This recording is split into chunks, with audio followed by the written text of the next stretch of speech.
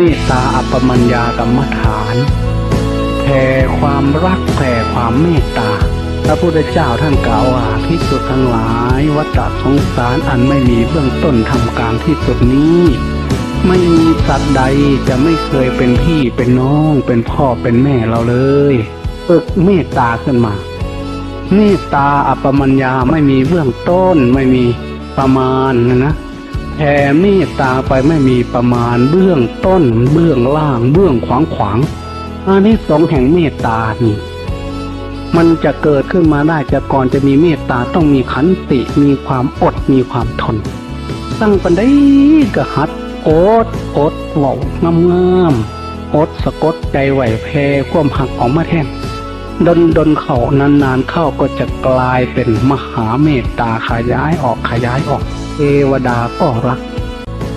คนก็รักคนเฮานี่หักกันย้อนความดีความงามความปากความเว้า